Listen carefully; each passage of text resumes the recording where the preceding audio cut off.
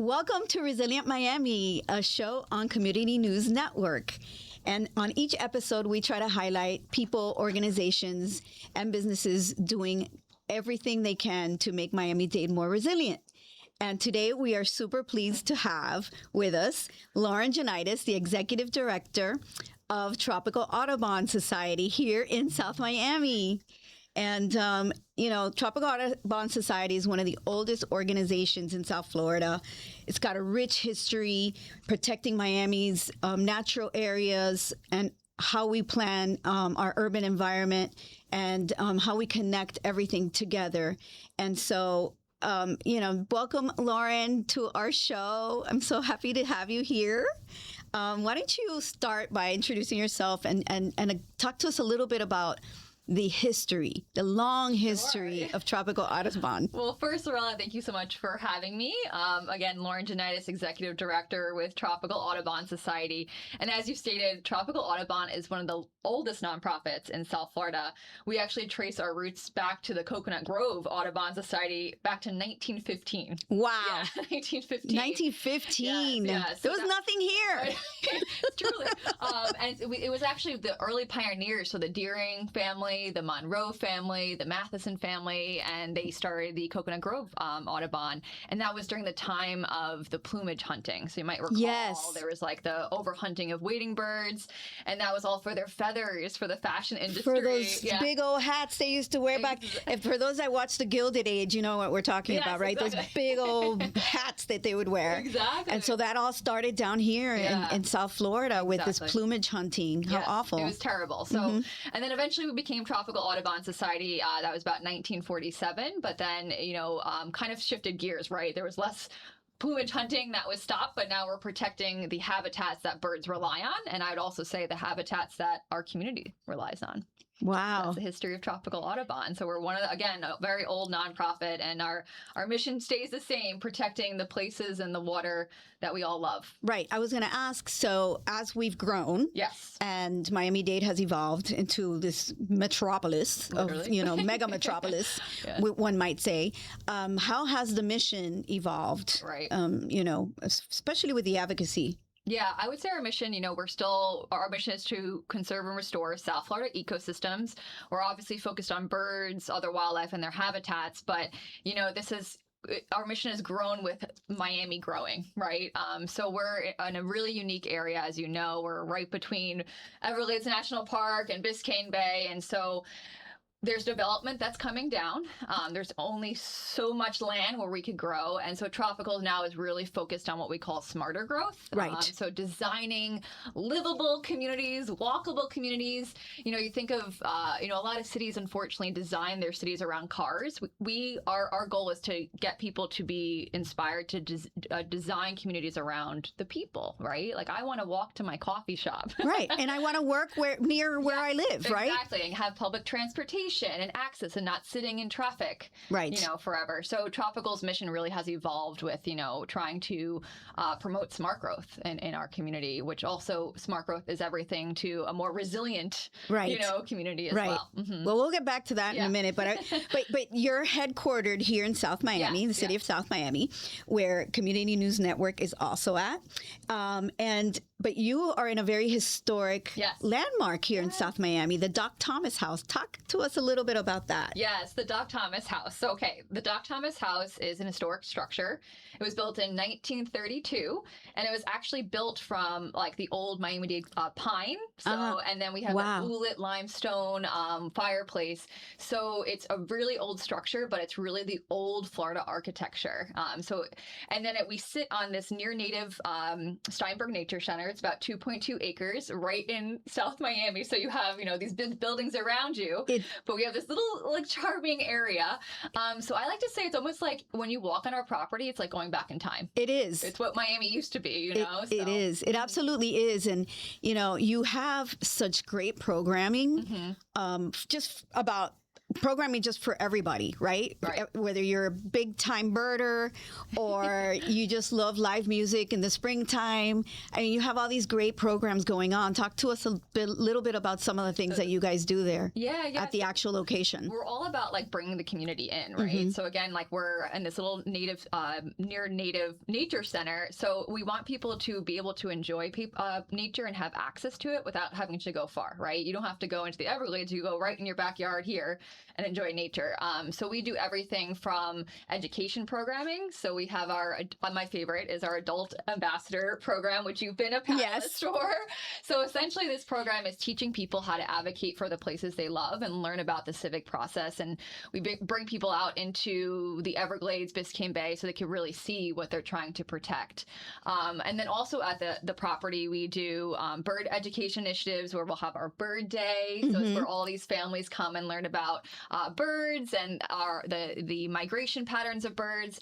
And then I think you already referenced another favorite of mine is our conservation concert series. Yes. So that's January through April. It's the last Saturday of the month, and it's a great place to just enjoy music. You get to come to the house, but you can learn all about all the special things that we do at our campus, at our website. So there's just too many to list, honestly. So Right. There's a lot. So going back to advocacy, and you mentioned the ambassadors program, which I absolutely love. Talk to us about some of the hot button issues that you guys are actively working on, and then let's talk a little bit about that ambassador program, because it is so important to become active in our own community. Especially those, I mean, we're so diverse and we have people coming in and out all the time here. But those of us that have been here a long time really need to get more involved, because we can actually shape the way we can continue to become more resilient in the future here, Miami. Exactly. Yeah. So the ambassador program is really great because it's free and accessible, right? We have these lessons on Zoom because we want people to be able to access easily the education background, like what's going on in Miami.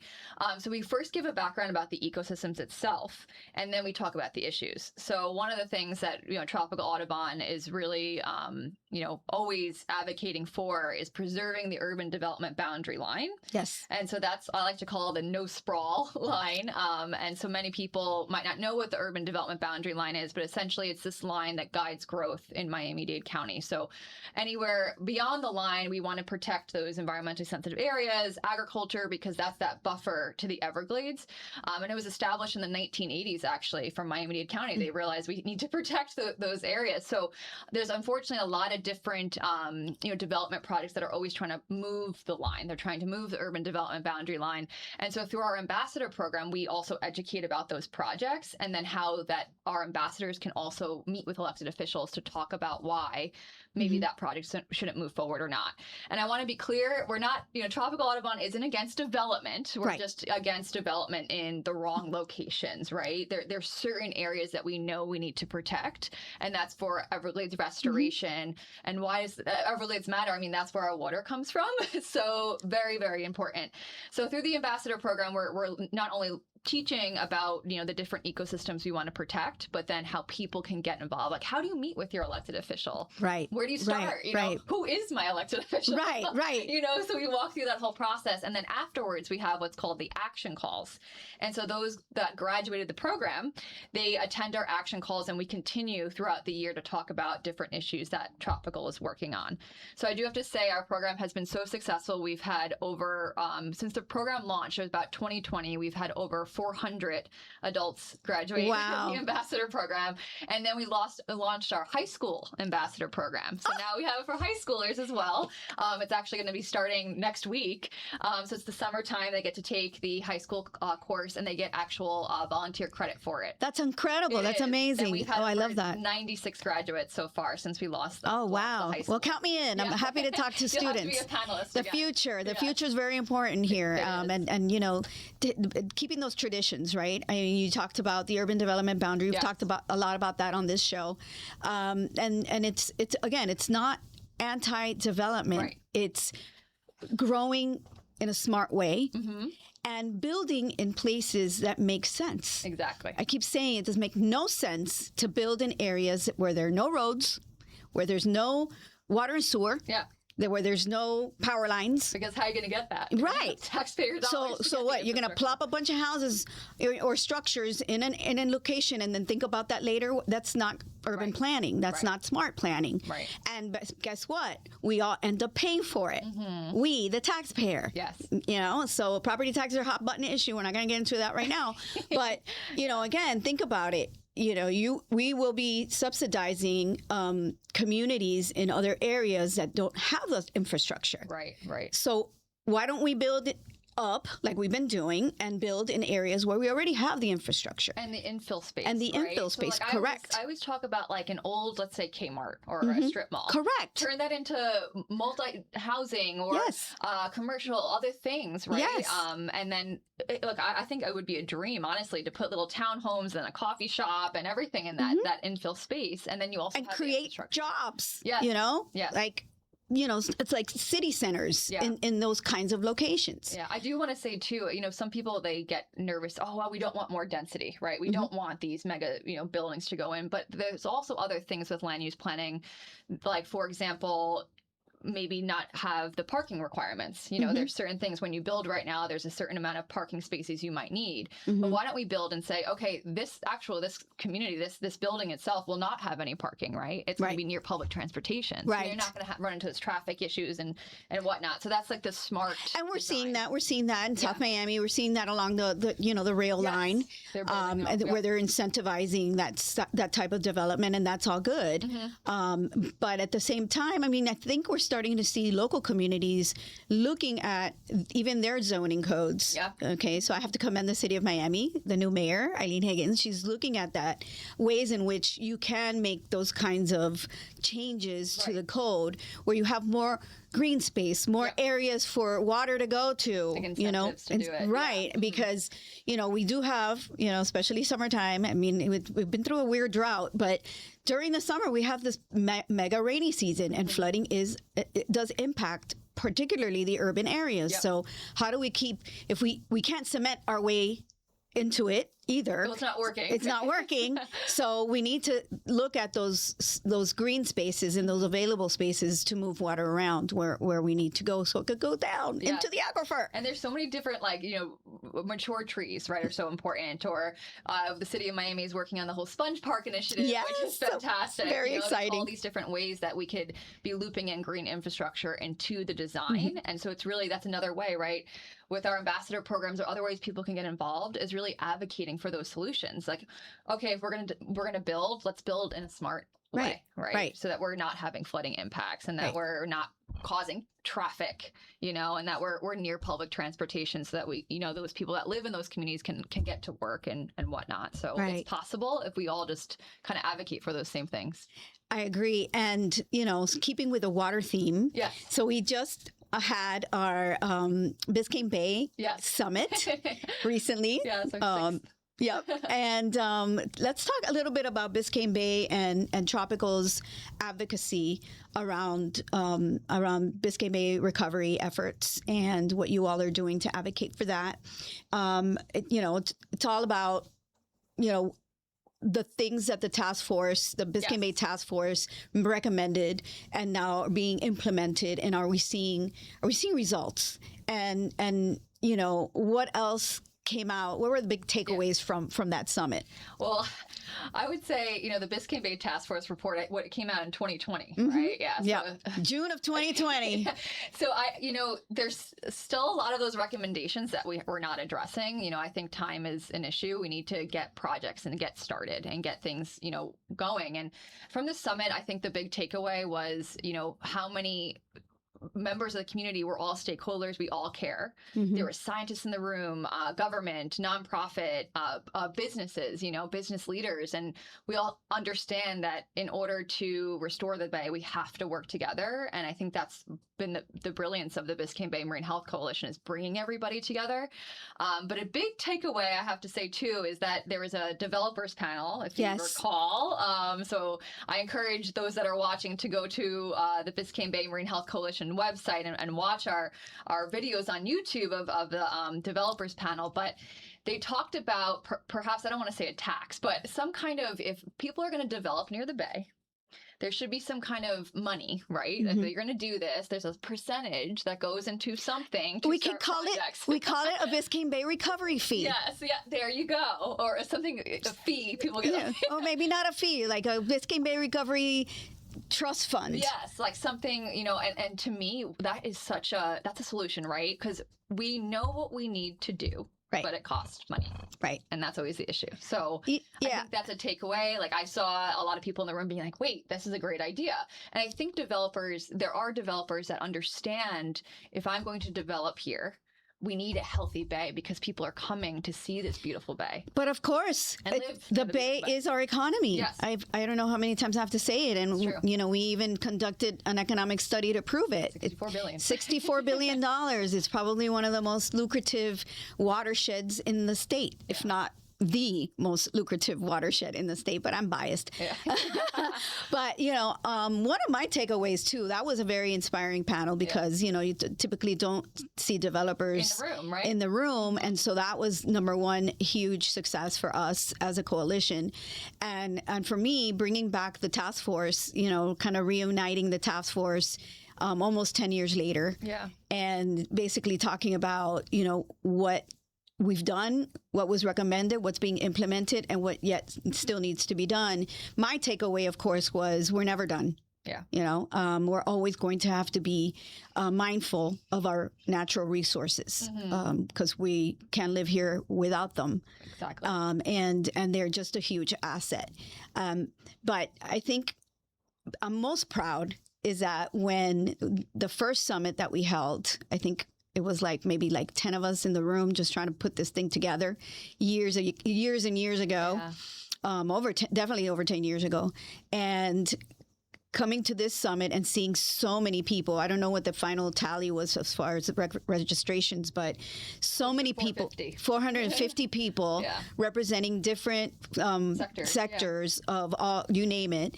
And it's actually now a coalition. You can actually say we do now have a Biscayne Bay coalition. Very proud of that.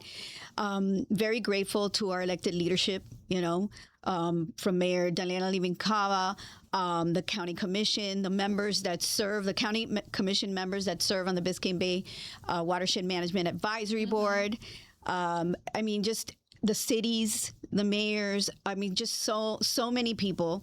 And then, of course, organizations like Tropical that are at the table, not just at this Biscayne Bay Coalition, but you're also part of the Everglades Coalition. Yes, correct. And talk a little bit about that, because I think, we kind of modeled our coalition after Everglades Coalition.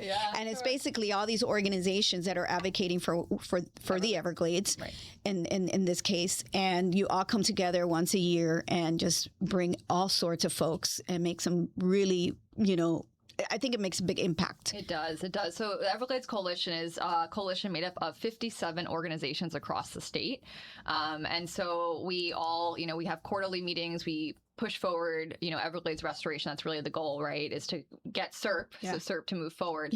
And so we have our annual conference and we bring all the stakeholders to the room again. You know, we have everyone from the South Florida Water Management District to the Army Corps to local governments, and then also the nonprofits and everybody who's making that happen.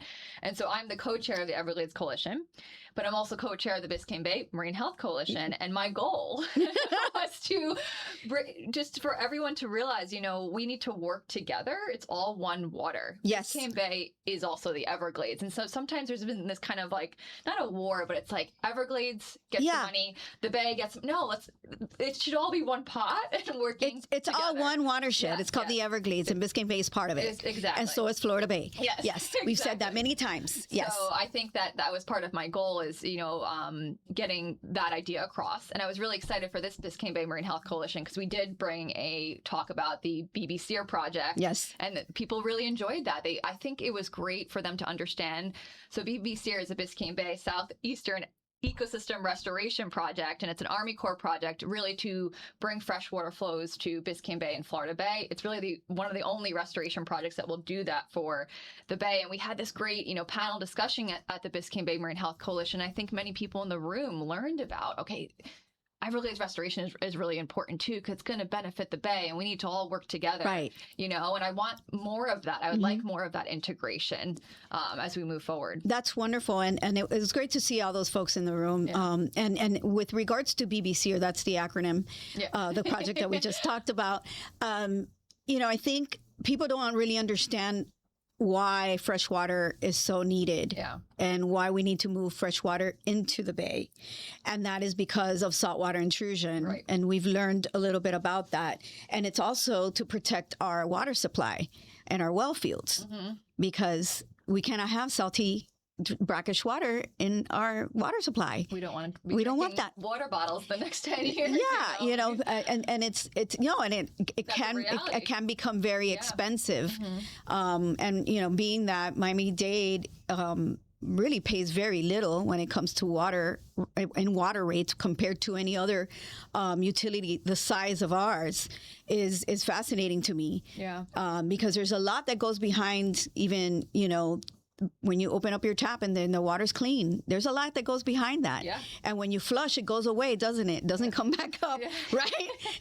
So, I mean, there's a lot that goes into a lot of infrastructure, a lot of needs that we have. And so I think the public really doesn't really have a good grasp on why all these infrastructure projects are so expensive, is because it takes a lot to get the water right. Yeah. Right? That's literally what the Everglades restoration, all of it is. It's exactly. What is it? Quality, quantity, timing, and distribution. Correct. And getting the water right. There's a lot to do that to get us to that point. Right. And I just want to ask you if there's anything that you guys are working on right now that people can kind of get involved with or learn about. Tropical Audubon. Yeah. I mean, the first thing is just show up. Yeah. Come, we have so many different things, through volunteers. We have our native plant sale where you can buy native plants. We have our native gardening days. And that's great because people can learn about the native plants they could bring to their yards, which helps the birds, the bees, everything. We also have, again, the ambassador program. We love, for folks to always get involved with us there. And, I'm going to echo my co-chair colleague, Dave Dobler. He always says, always show up, never go away. So, for us, it's just, come join us, come to our property, learn about the property, learn the ways you get involved, and learn if you want to be an advocate for our local ecosystems and your community, join us, because we're always in the county commission chambers or at the city of Miami or going up to Tallahassee. It's all across the board. You just went to Washington, D.C. I just went to Washington as well. And we met with members of Congress to really, basically ask for continued funding for Everglades restoration and the maximum amount possible. Yeah. I got to say, we've been so lucky about the representation, the bipartisan representation that we've had for Everglades all these years, because, it doesn't matter where you are on the aisle, our environment is our economy, and that speaks for itself. Yes. And that's not a partisan issue. It's a bipartisan issue, and it's all of us working together, and that's what it's about. In order to get the water right, we all have to work together. It's true. To get there. So are there any upcoming events or opportunities, and where can people go to find out more? About Tropical Audubon? Yes. Okay, so I'm actually really excited. So we have partnered with Tripping Animals Brewing Company, actually, for this quarter. So it's now through September 30th. And we're doing a little bit of an event with on September 4th with Ron McGill. So Ron McGill is going to join us, and we're calling it Birds and Brews for Conservation. Birds and Brews! So we'd love for folks to show up there. It's going to be at the Tripping Animals Brewing in Doral, and it's going to start at 6 p.m. And so I'm going to have a fireside chat with Ron McGill, and he's going to talk about, advocacy wins, how to get involved. And I think it's a great way for people who are interested in tropical, right? You can learn about what we do. Ron McGill is now on our board. So really that's fantastic. That. Yeah. And so what Tripping Animals is doing is every purchase of Everhaze beer. So I don't know if you're familiar. It's like the beer with the alligator on it. Yeah. $1 is going to Tropical Audubon Society. Oh, wonderful. So that's a great event because you could enjoy beer and learn about Tropical Audubon. And Ron is so much fun. He's the best. One of the best advocates we have here locally. Yeah. He's an amazing individual, and he's so funny. Yeah. His stories are just he's hysterical. Talk about the state bird debacle. Yes. He really wants the flamingo. The flamingo. But to us, Tropical, our position on on that is we're just happy that people are talking about birds, right? Yes, like, yes. We can't pick a favorite. It's like choosing a favorite child. You know? I know. So we know, but I want Ron, to show that he really cares about that. He's advocating for that, and people in the room that are listening, they could realize that they could advocate for things they care about and love. And that's what Tropical is all about, is like learning for people, having people learn about the power of their voices and what they could do to make a difference. That's awesome. And what's the website? www.tropicalaudubon.org. Awesome. That's pretty easy. Yes. Well, Lauren, thank you so much for joining me on Resilient Miami and talking about all the incredible things Tropical Audubon is doing in our community in South Florida as well. And I want to thank Community News Network for giving us this platform. We love you guys, and see you next time, Resilient Miami.